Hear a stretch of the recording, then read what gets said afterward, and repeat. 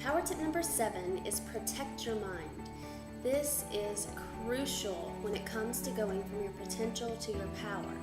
There's 2 parts in protecting your mind. The first way is for ourselves. If you think of 3 jars sitting on a counter, one jar is what I like to call the rock star jar.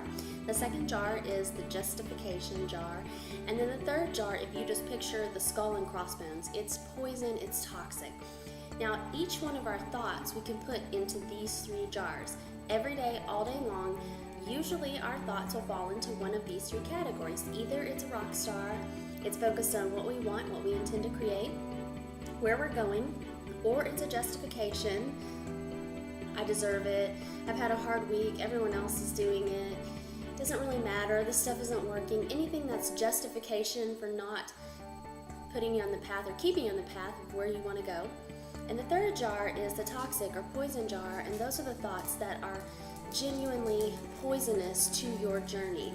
Now, in those jars, we can each put our thoughts. That's the first part. The second part is, in those jars, we can put other people's words. That's the second part of protecting your mind. The only way for something to get into your mind is if it enters your eyes or your ears, because that's how we get things. Typically, if things pop into our head from within, it's because of an old tape playing, or it's what I like to call divinely inspired. And those are usually pretty easy to tell which is which, so those are easy to sift through. But these are the 3 jars that I use. When I'm going from potential to power, which remember is every day, it's an ongoing process, it's not like this big aha moment, oh, I'm all of a sudden in my power. And it's very difficult typically with family and friends because they're so well-meaning and they care about you so much, but a lot of times their conversation and their ideas aren't lining up with where you want to go. In other words, it's not going to get put in the rock star jar.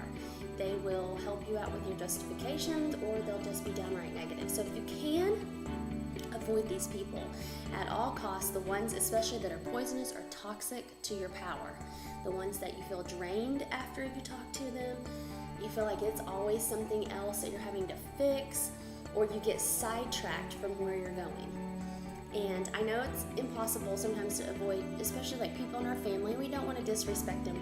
So just in your mind, in your head, put a shield around your mind and go and defunk yourself if you have to afterwards. So protect your mind, very important. Have a great week. Rock your purpose.